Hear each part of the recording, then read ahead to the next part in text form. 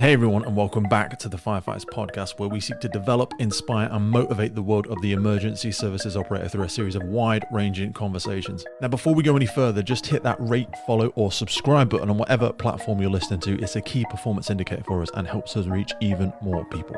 Now, here's what we've got for you today. Hey folks, welcome back. It is a weekly pleasure on the podcast to be able to speak with some really incredible and inspiring people from around the world of the first responder emergency services community. However, sometimes the things that really get you through the dark bits are having a good old catch up with some friends. And today is exactly that. I'm catching up with a couple of my friends from the UK Pink Firefighter Team. It's a nice little end of year catch up, talking about some of the stuff we've been up to, some of the ways we've worked hard to bring the Pink Firefighters a little bit closer, get a little bit more structure around it. For those of you that are unfamiliar, Pink Firefighters Association is a global organisation, and we are all part of the first responder community as we work to engage with and raise awareness for breast cancer and cancer prevention in general. Everyone on the team of the Pink Firefighters has been touched by cancer in some form or another. We work hard to try and encourage people to check themselves, encourage their family members to check themselves regularly, and we do a bunch of events all over the place in a full set of pink fire kit, pink helmet. We got together a number of times over 2022. And we're going to be doing exactly that again in 2023. There'll be a whole bunch of places that you'll be able to catch up with us and see us. If you do want to support the Pink Firefighters, please click the link in the notes below this podcast. And you can also find it on our Instagram, Facebook, and all our social media platforms. If you go in the Linktree link and go down to Pink Firefighters, you'll be able to make a donation or simply do the most important thing, which is raise awareness for people in your life and in your community.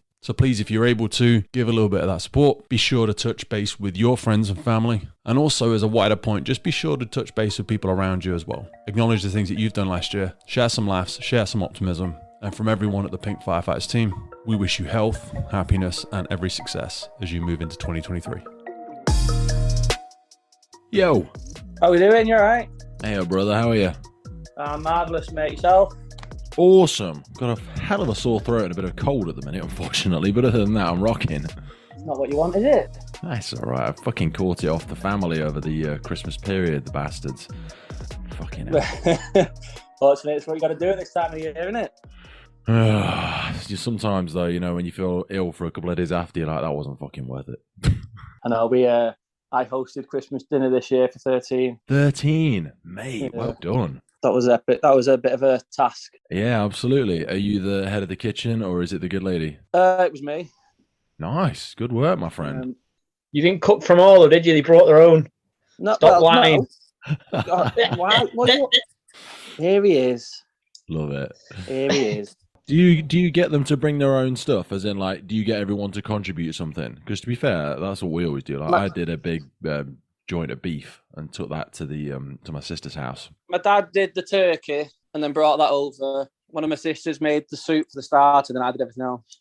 And there you go. That's how it's supposed to be. Everyone's got to muck in. Everyone contributes. I like it. It's good. And then the rest of them cleaned up. No, mate. If you cook, you don't fucking clean. Part. That's the rule. That's the rule. If you cook, you don't clean. It is. Unless you're 30 odd and live with your mum, and then she does everything for you. Mate, don't knock it. You're just jealous. You are just jealous that I'm living the dream. How was your Christmas, mate? Christmas is one of them. It's overrated for me, if I'm honest. Yeah, I was just saying to Rob, I got fucking ill, and I felt like it really was not worth it seeing the family for one day, and I came away from it. It felt fucking terrible. I just think it's a bit much. Like, there's so much stress and pressure and whatnot for Christmas, and you just think, you know what? It's just Sunday lunch, innit? At the end of the day. Yeah, to an extent, 100%. Mr. Cook has the right idea. Going for an Indian. Speaking of, he's doing dad stuff, so he sends his apologies. Is that Jamie's put a foot down and yeah, told him he can get fucked? Yeah, absolutely, yeah. How do I sound? Sound great. Like at your end? Does it sound clear? Because I bought myself a little microphone. Ooh, of course you have. Of course he has. Well, I come on here that often now, Rob. He's a fucking regular, isn't he? He's got his fans to think of. He wants to make sure he's coming through clear. Exactly. It's about the only time he is. Got to make sure I'm making sense. It's just going to be. The microphone's not the problem making sense. It's the gap between the brain and the mouth, I think. There's a massive void between them two. Love it. Hello. Hey, oh, there's Chrissy. There's Chrissy. Do you guys have any special like Christmas Day traditions? because people say, oh, traditions and stuff, but actually when you get your own family and stuff, you kind of have the ability to start your own traditions, I always think. Emma's got into this thing of buying everyone matching pajamas, which I'm not a fan of. Yeah, good. That's girl. a massive trend, though, isn't it? Yeah. I'm just like, I'm not a pajama guy at the best of times. No, my missus did exactly the same. I was like, I've been with you 10 years. Have you ever known me to wear pajamas? Did I see a photo of you on social media, Rob? You, your missus, and the kids, all matching Most likely, yes. You'd love it. Her life is on social media. Hey, man, if you got it, flaunt it. It's not our fault we've got faces for podcasting, is it, for God's sake? if we looked like your missus, we'd be on social media a lot more. That's just honest, isn't it? Let's just be honest. I still don't understand why she picked Rob, because the size of that forehead. Twice. Yeah, twice. What? She said yes to marrying him twice. She's a good. She got bored the first time. She's probably one of the. Is she an ugly duckling? If you know what I mean. Do you know the story? Like someone that didn't get attractive until they were like in their 20s. No, she's one of those that's gone all the way through. Oh, what a bitch! And you look like you've been hit by a spade, Robert. Yeah, twice. How was your Christmas, Chrissy? Yeah, good, thank you. I say good. I should have been working, but I spent the day with a horrible cold under the You can do that at work. duvet on the sofa. You should have gone in and just got paid for it anyway. When does everybody think that Christmas stand down should start on stations? September. Fucking September. I usually go like second week in December. We'll stop like drilling twice a day, because we usually, when I was on station, obviously I moved into the training department now, but we would usually do some sort of drill twice a day, and we'd start cranking it down maybe in the second week of December, and then we'd bring in all the games and all that sort of shit. So we'd do a little bit of drill in the morning, and then in the afternoon we just play games and shit. Fair. September's a bit early, I think. You put it out there, wasn't it? Like there's always the whole. Someone get behind it. You did ask for opinions, and that was a good opinion. That's it, yeah. That's a fair shout.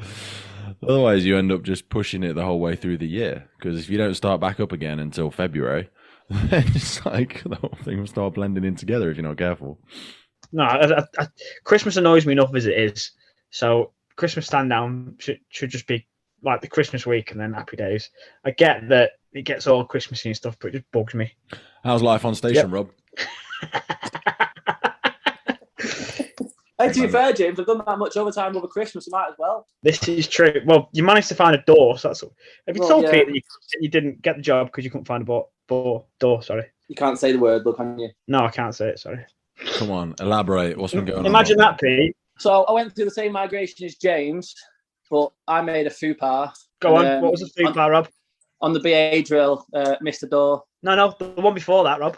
Oh, the one before that. Made a mistake on my BA board, timings by an hour. On the very last BA team that went in. Oh, mate. I ate tests. Me and tests do not go. So did you get through? No. Oh, mate. That genuinely does suck then. Fuck you, James. That's brutal, that is. Right. Bear in mind, Pete, what you don't see is the months and years of abuse I got off Rob for every time I ballsed up a whole-time application. So Rob's one of these people, right, that just sails through life, that no matter what it is, everything just goes for him. Even when the world's going down the pan, it just, like, look at Wales, for instance, wears the wrong gloves, gets disqualified, runs again, beats me by a couple of seconds, gets top spot.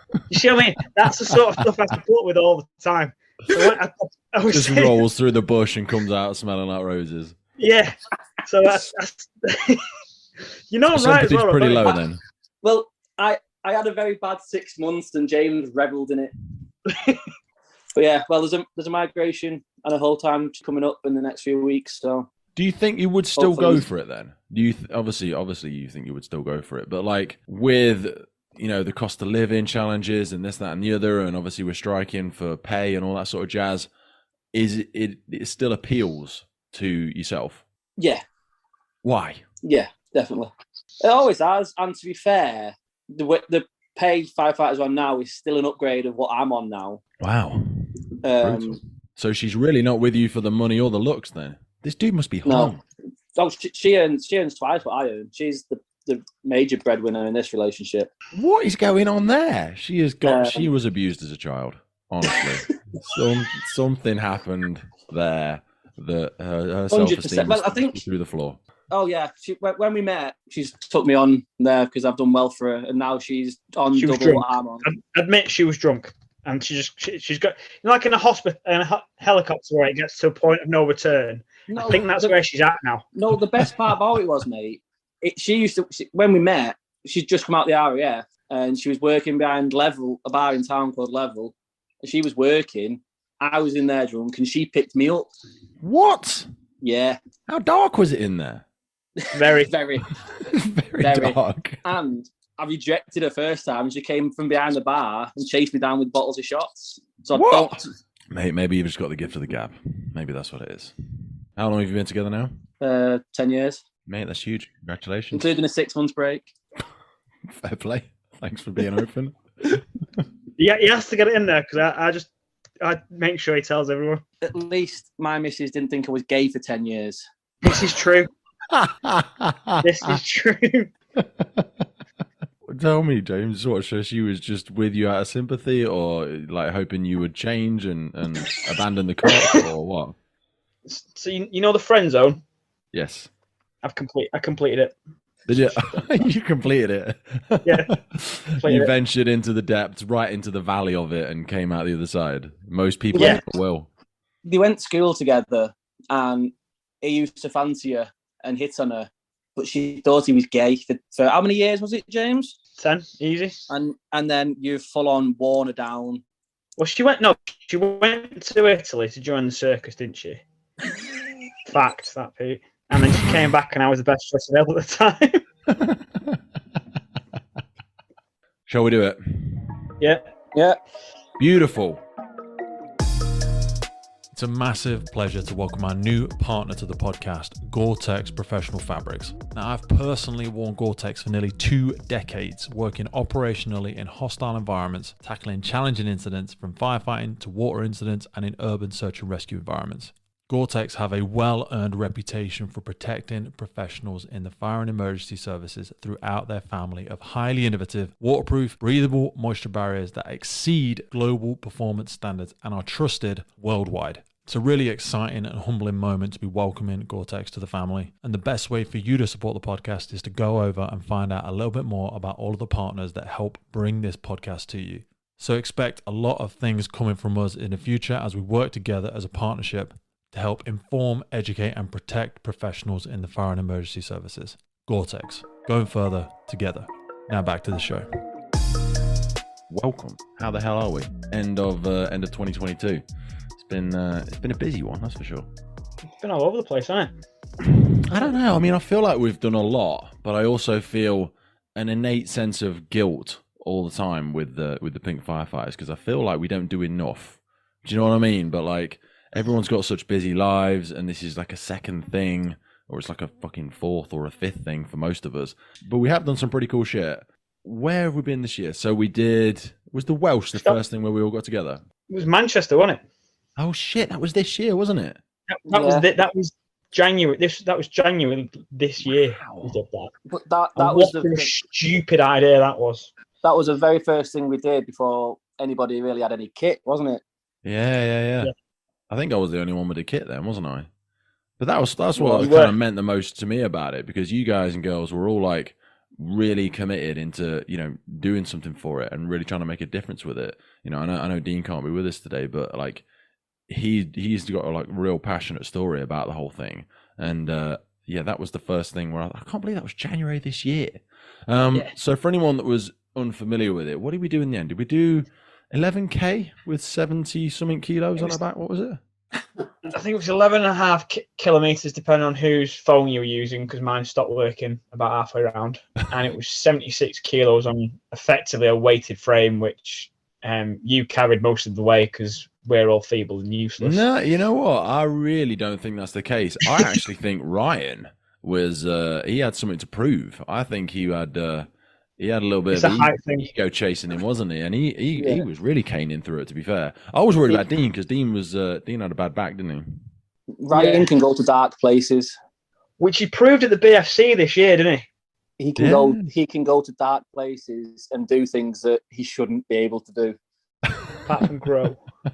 Where do you think that comes from? Abuse for being short as a child.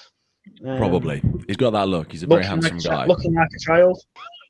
To be fair, I grew up with him. I went to school with him. I grew up with him, and I used to play football with him. And his dad was the coach, and he was one of the kids that only got picked because his dad was the coach. So he is now got a point to prove. Now he's older, that he can do stuff. Well, you know what? I always say anybody can be fit in their teens or in their 20s. I think it's as you start to get older. That's kind of what morbidly excites me, is that as we head into these next sets of generations, I'm 33 or whatever I am now, I'm really excited about trying to stay fit and healthy for the next 20, 30 years. And Dean, in all honesty, is a little bit of idol for me in that sense. Because how old's Dean now? Is he 41, 42? What are we guessing at? He's got a bit of a head start on us, but again, he's a fit fella, isn't he? Like, he is. He put me to shame a couple of times this year. So yeah, he's beat me well as well. Well, I think he gets. He's just he got does have his challenges with his injuries, but he was saying through COVID he'd been doing loads of rowing competitions, and rowing fucking sucks. Rowing is really fucking hard. I find it. He's got limbs for it, though, hasn't he? It's not nice. Not a nice pay in the rower. So we did the thingy bob in Manchester, raised a good bit of money for that. That was the first kind of kickoff for it, and then we started sorting kit out for everybody. Yeah. Then was it the Welsh? Then we had a bit of a gap. Was it the Cheshire first? It was the Cheshire first, wasn't it? And then it was the Cheshire virtual, and you came up to headquarters, didn't you, Pete? Yes, really. I'll tell you what, that was a strange and interesting fuck up of a day for me. Obviously, visited the headquarters, intended on doing a bit of recording with some really interested instructors and leaders and people in incident command, and just fucked it up. Basically, we had a microphone malfunction. Still recorded into nothing. We might as well have been talking to the fucking wall because nothing came of it in the end. So that was humbling to say the least. But no, it's a beautiful facility. So obviously, yeah, I came up there and took part in it. I'll be honest, I was a little bit nervous because similar to the Welsh, there was a lot more running involved in the virtual, or it felt like there was. Yeah, like the deceiving thing with the Cheshire is the run at the beginning just gasses you early doors, and some people go out far too hard, far too early. So it's knowing when to run and when to put the pedal down and when to sort of ease off a little bit. I think the running with the 20 meters of hose reel that weighs more than you expect it to. Yeah, because you're pulling off the drum, aren't you? So yeah, and then once you get to the 20, you've got to then turn around and then pull the other 20. That if you're not breathing properly there, that knocks you for 6 for the rest of it. And this is where Chrissy first bomb burst onto the scene out of nowhere. Absolutely. Are you done one before though, Chrissy? Did you not do the BFC last year? No, this was my first year. Oh wow. Yeah, so you really did come out a screamer for it. Were you ready for it? How long had you been training for before you did it? James and I started in maybe February.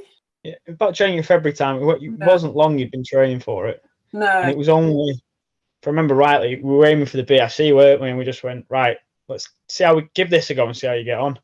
Yeah, that's it, yeah.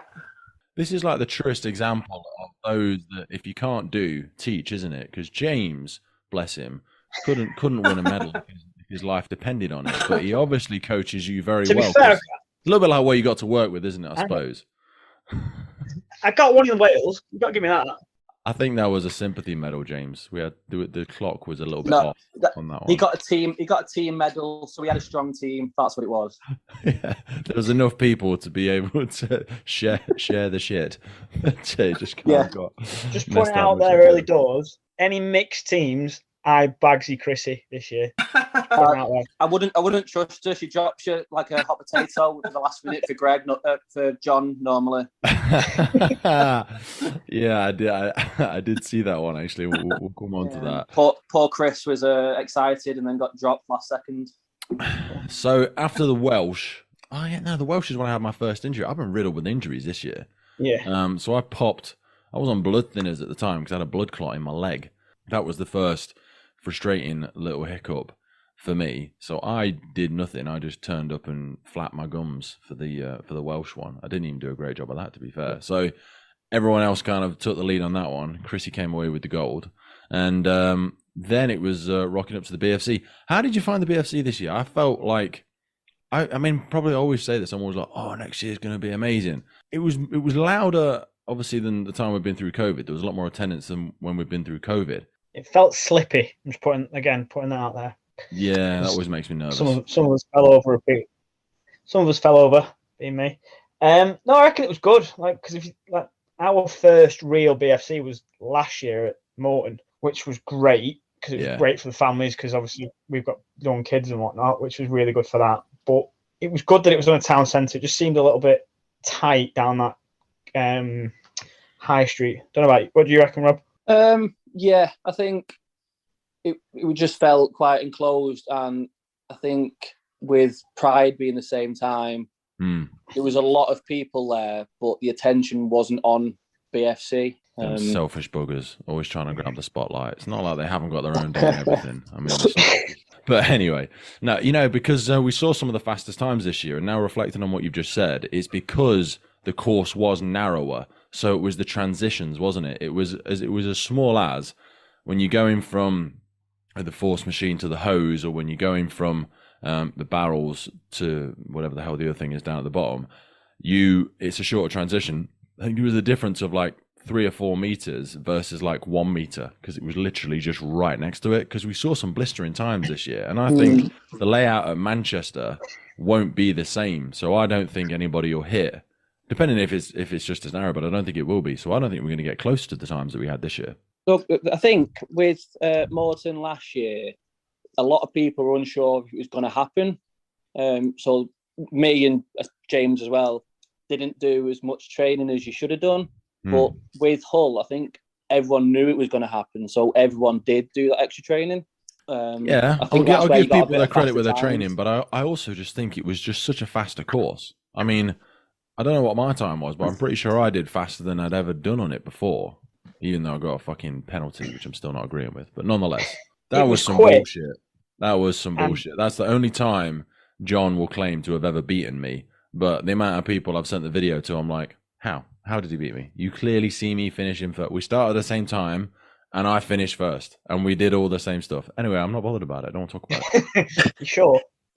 Do you need to talk about it? No, I don't want to talk about it. I don't care. Not bothered. I think a lot of people had a lot of things to prove as well. Obviously, following on from the Cheshire and Wales and whatnot, Chrissy of all people, Chrissy had a target on her back all weekend. Yeah, 100%. I felt like that was really good because lots of people came and spoke to me, which I don't think might not have done otherwise. It made it like more of a competition. Well, the girls did really well that time. There was who were the other girls? There was Kaylin Joe Tyler. She was pretty hot out the gates. Yeah. And we didn't have what's her face there, did we? Or did we have Thingy Bob from Germany that usually comes over? What's that lady's name? Marie. With, Marie. She was there, wasn't she? Yeah, she was there. Who was the one that didn't? There's one that didn't. I can't remember what her name is. Who wins everything normally? May, that's the one. Yeah. Where did Marie come then? She won. Yeah, she always does though, doesn't she? She tends to be pretty slick. What was the time difference, Chrissy? Do you know? It was 10 seconds. That's big. That's rough. That's hard. But it's not though if you think about it. Yeah. Bear in mind that was Chrissy's first time doing the tower. Oh God, yeah. No, I mean, yeah. There's many firsts there for Chrissy. And it's the same conversation I always used to have with John, where he would spend loads and loads of time practicing the skill sets. I never put any time into practicing transitions, practicing the skill sets, all of that sort of stuff. I would just rely on trying to be really fit. And I know full well that there's plenty of seconds to be gained there if you can just get those transitions right. If you can just, certainly with the tower, I always think Rob Budge is somebody that was so quick down the tower, which I think none of the Budges did it this year. They did. Dave wasn't even there. No, didn't Dave tore his hamstring or something the week before? He was doing firefight abroad, wasn't he? Yeah. He still won it though, didn't he? With a torn hamstring. I don't know. That was France. Yeah. He came to France with his hamstring still not right, but he did. I don't think he did it in BFC. He didn't do BFC, but I thought he'd won the competition that he was in. I don't know. I could be wrong. No, I think he got I think him and Rob got a medal doing a pairs thing somewhere, and I think him and Lee Phillips got a medal somewhere as well. But yeah, he actually made a big push this year to do loads of different competitions, I think. But yeah, he's 40 now, isn't he? He's in his 40s. I keep seeing on his socials. So he's trying to understand how his body works in that kind of new age. But he's going hard on the frickin' gram at the minute. He's always shirt off, filming himself. On the assault bike. On the assault bike, Old Faithful, as he likes to call it. Yeah. Always there. Yeah. So you guys all went to Firefit. I had a colossal injury, so I wasn't able to go. Just me and Chrissy. James's arse fell out, so actually it was just you and Chrissy. Yes, it was. Yeah. How did you find the trip? How did you find going over there? Were you looked after? What was it all like? For me, hands down, the best event I've done. Wow. Just getting there was eventful in the car, but just the way the event was done. And then at the end, they had one bar that everyone went back to. So you got a wristband to get in early before it technically opened. So you had everybody that competed there. So it was just like, right, we finished the event now, so we'll all go home, get changed, and we'll all go for a drink together instead of bomb bursting everywhere. They are good at that sort of stuff, to be fair. Of the firefits that I've been to in the past are always really well organised. I went to one, God knows how long ago now, but they actually rented out a massive hangar. And they set up loads of like food stalls and stuff like that, like burger vendors and all that sort of stuff. But it was all already paid for, so you just sort of went round and helped yourself to stuff. And yeah, they're really, really well planned. So, how many different sort of countries are there? How did you find it? How did everybody do? Oh, there were people from all over the place, weren't there? The one thing that didn't work well for it was the same time as the Worlds. So you had like the Polish winners, they weren't there. The German winners, they weren't there because they was all going to the Worlds. But there were still some very fast times from the French and some Germans there. But yeah, it was blistering watching some of them go. So when you were over in Firefit, do you imagine that you'll go over again? Did it give you an appetite to go and do any different ones? Because I've always got an appetite to go back and do Toughest Firefighter Alive again. I think it's TFA. TFA was in Germany. That one's where you actually do it under air. Were you under air in France? Yes. Yeah. Wicked. Yeah, where they're rotating all the bottles at the beginning. That adds a whole new dynamic to it. How did you find it? It was actually, for me, it was actually fine. I'd done quite a lot of training under air. So I didn't actually really notice the fact that I was under air overnight. Did they have the Rescue Randy versus... Yeah, they're different, aren't they? They always I found that so much easier than really? Yeah. Oh, because it's just big and rigid and it's some flop all over. Yeah, so once you've got a grip of it, it doesn't double over on you, and then you're not technically dragging double the weight, are you? It was up. Once you had it up against you, you were flying. A bit heavier to pick up because it's heavier, but once... but I found it, easier to manage. That should be easier. Are they 65, 70? 80! That's sexy, isn't it? I love that. It's more realistic. Yeah. Yeah. It was really good. There was a complete different to anything we've done before, but like Chrissy said with the under air, I think it helped me more because I was more cautious with my breathing. Yeah. And I was more aware of it. So I think that aided me in doing it because for the first one, I was really worried, to be fair, starting off. I know it's always been an aspiration of the BFC to try and, bring the cylinders in. It's just such a logistical nightmare. Yeah, they had a massive compressor that was just constantly on the go, which seemed to charge him in seconds. So, Chris, you decided to come on board this year. You'd been teetering around the edges, flirting with the idea for a little bit. What made you decide to become the first female pink firefighter of the UK? It just seemed like, I don't know, it just seemed like the right thing to do. I think it's a really good thing that you guys are trying to do, that we're trying to do. So if I can add a bit my own little bit of weight to that, then that's a really good thing. And James knows all about it, and Pete, you know all about it. But I had a bit of a scare this year with breast cancer myself, so it sort of made me more aware of what I could bring to the table. No, 100%. So when you say you had a bit of a scare, just going, if you're happy to share, what exactly was it? Obviously it sounds like a scare, but like, how did you come across it and how did you deal with it? And when you had that moment where it could be this. So I've had lumps checked before and absolutely had no issue. So maybe in February or March, I went and had a lump checked at my GP, thinking, "Oh, there's nothing." She won't say anything, but she said, "We always get, now the protocol is that you go and get an ultrasound scan. That's what they do." So they sent me over to the specialist hospital in Oxford. And I turned up there thinking, "Oh, it's fine, it's nothing." Had the scan. They didn't really say very much to me apart from they'd ring me. So I went away thinking, "Yeah, absolutely fine, it's nothing." They rang and sort of a few times have had me back for inconclusive things. So each time they've sort of said, "Well, we're going to do a biopsy, or we're going to do a mammogram." But it hadn't really occurred to me that this wasn't really that normal, if that makes sense, because I'm a bit blasé about everything. And until the consultant was there and sort of said, "Oh, for this we normally have to do surgery." And I thought, "Oh fuck, what?" That was so that was a bit of like a bolt out of the blue, really, for me. That was in August, I think, or September this year. Fucking hell. So and at that point, like I'm sure they're really good at what they do, but you do feel a bit like a piece of meat. And actually, no one had really told me what was going on, what they thought this thing was, or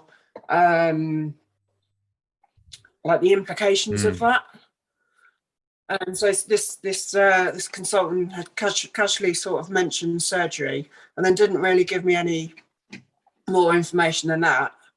And yeah, sort of just left me to go and try and get on with my life. Go out your mind, worrying that you've got cancer.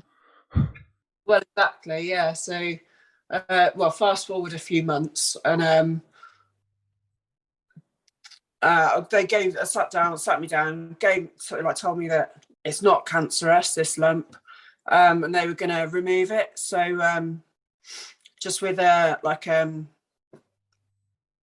little vacuum, almost, they'd make an incision and then just whip it out. So I had that. Were you conscious for it, or did you have to go under? No, conscious.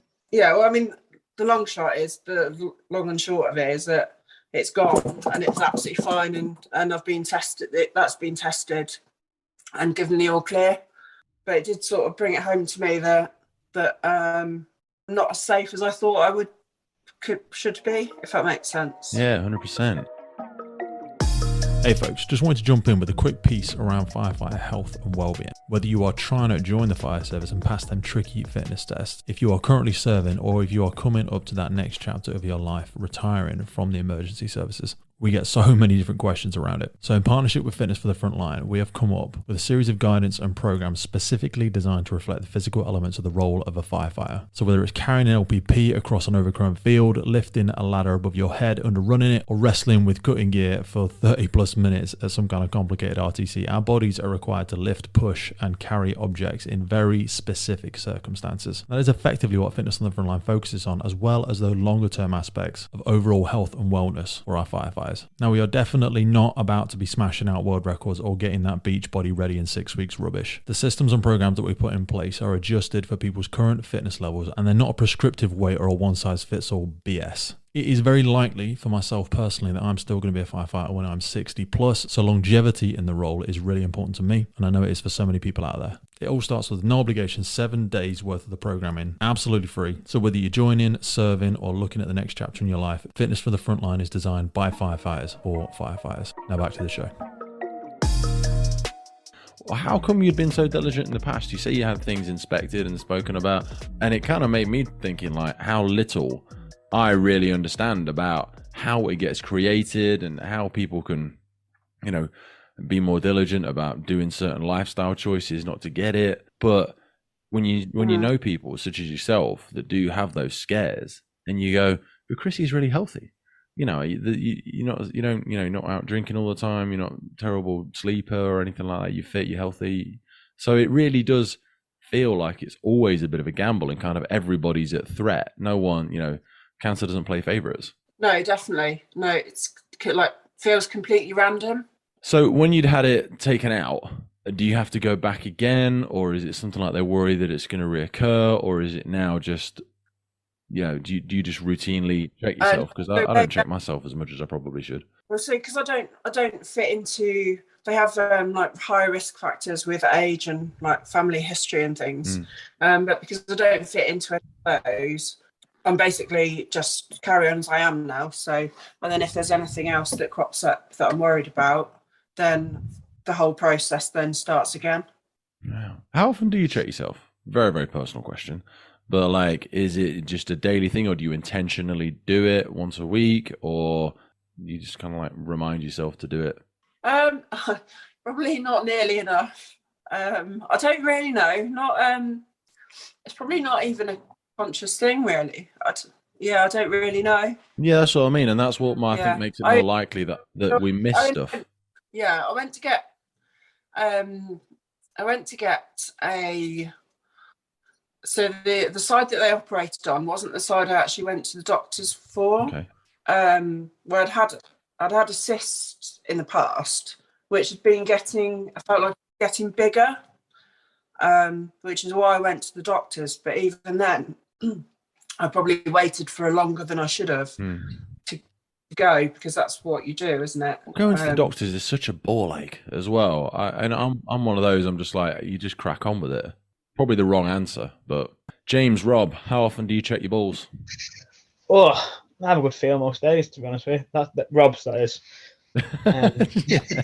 Absolutely, you're a good colleague. Cough. No, honestly, probably same as Chris. Probably not as much as you should do, because you'd like to think you'd notice, wouldn't you? But again, it's one of those things that you don't think about doing because the world's going on so quickly around you. So to be fair, off the back of Chrissy, I actually did start making more of a conscious effort, and not only my balls, actually my own boobs. Yeah. So obviously blokes get it too, don't they? Yeah. We're sat here spouting about and going on about how everyone needs to check themselves, and if you're not doing it yourself, you're not coming from a position of, well, I'm doing it. Yeah. Start playing with yourself. Get familiar with yourself. No, it's a fair shout. So, New Year coming up. Well, by the time this comes out, it will be the new year. Anybody got any New Year's resolution? Chrissy, stop fucking attention seeking. Coughing your head off. Anybody got any? Is anybody one for New Year's resolutions, first and foremost? I don't see the point in them, because why wait till the new year? I had this conversation today with someone. I'm going to start to go to the gym in the new year. Why are you waiting? Yeah. That being said, I'm going to attempt to do one burpee every day. So the 1st of Jan is 1, 2nd is 2, and see how long I go for, pretty much. That sounds easy to start with. and very unsustainable after probably 60, I would say. Certainly if you're not going to be having any rest days. What do you reckon? 10 minutes to do 100? I don't know. I did some silly burpee challenges a few years ago, but I don't know how long they took. Sounds like a lot, dude. It's not sustainable, that, is it? I'm just because of that, Rob, I want to do it to prove you wrong. Well, is this going to be like, when you see stuff posted on social media and someone's like, I did a massive WOD today and it took 6 hours, and you're like, nah, I'm not sure you did. No. Do you know what I mean? Sometimes you see it and you're like, you mean you filmed 3 sets and sprayed some water on yourself, and then just posted, saying you climbed a mountain today, and I'm like, I'm not sure you did. That'll be James, 100%. Did you go? Mate, did you manage to get to the gym today, Rob? Just like no, mate, I've been looking after my child. Well, I throw that one out there. Yeah. If you don't mind, being a responsible parent, wasn't he? He had this grand plan to palm his child off on his grandmother, so then he could go to the gym. But to be fair, looking after a 2-year-old that just doesn't stop moving is a workout in itself. I've got one and I managed it. So none of us have got any New Year's resolutions. What have we got planned for next year? So I think the first thing we've obviously got, is the first thing going to be this half marathon thing? I think it might be just because of the dates. Because some idiot decided it'd be a great idea to suggest that we run the London half marathon in full fire kit. That'll be cool. Laugh. I think that will be a laugh. I think we'll enjoy that. I would honestly, I wouldn't say enjoy. Yeah, no, I think it will be good.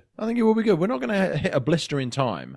I just want us to continue to move at faster than a walking pace. Yeah. It hasn't got to be a fast jog. There's far too many competitive people in that group. No, you know what, man? I feel like I've shed so much ego over the last 2 years that I'm not bothered. Like, if people want to blitz off, go for it. Because actually, in my mind, I'm quite fancying going around it twice. Because the more and more I look at the times and stuff like that, I'm like, if you're going to do a half, you might as well just do a marathon. I don't know what it's going to be set up like. I don't know if we'll be able to just go around again, if you know where you've been on the course anyway, or if the blocks close it all up. I don't know. As great as that sounds, not. I think the variable that we're going to have to take into account is the fire kit. If you're doing it in just pink shorts and t-shirt, you could do it, but you're basically wearing a boil in the bag, potentially with a set on your back. Mate, so just the cumulative effect. We recently had a couple of guys on that ran the New York Marathon in full fire kit. So, it's doable, mate. It's more than doable. There's been loads of stand up yet, Rob? Oh, I don't run. Neither do I. Mate, I've just had surgery on my knee. I also don't do I'm not even flicking running yet. I see James has started doing his flipping, today, he started doing his runs and started clocking some stuff on Strava. So you're pussying out. You're playing James's card for this one, are you, Rob? Not now, I'm not. Okay. Chrissy, you registered for it, haven't you? Yeah, I've signed up for it, yeah. She's bulletproof. Why can't we all be more like Chrissy? Chrissy's like, yeah, I'm going to knock it out. If I can get it in before the afternoon workout, then that'll be all right. I'll make some time for it. I'm not a fast runner anyway. So. You have done running in the past, though, haven't you, Chrissy? I have. I've done quite a lot of running. Yeah, you've done some big distances as well. I remember when we had our episode before. You are no stranger to getting some endurance up. I'm not, but I do everything slowly. So, yeah. Except the medals. I'll get around obviously. It. That's probably a bit harsh to the people that have lost to you. So, Chris, it's a bit like when you drive around the Top Gear test track. When you say if it looks slow, it's really fast. That's basically Chrissy. What are you saying? Slow? No, I said you could look slow, but you're fast, is what I'm saying. Stop getting offended. Slow is smooth, smooth is fast, isn't it? That's the whole point of it. So, is it April? Is that in April? That's April. Okay. And then you've got Wales. You've got the BF. Well, Wales hasn't been announced yet, Robert. No, Wales is happening because they've booked me a room for it. So, Wales is definitely happening. It's in my diary. Yeah, so shut up, James. The Cheshire's a form of Cheshire is happening as well, and then it's a BFC. Are you going to do a physical thing with Cheshire this year? Because you've been talking about it for the last 2 years. I think we were, but with 3 of the 4 having young kids and Ryan having a newborn. Mark's got stuff going on. I don't think it'd be feasible to do properly and to its best attempt. And we've got a new element that we want to try. Yeah. And it's going to take us a bit of time to get it right. But when we get it right, it's going to be awesome.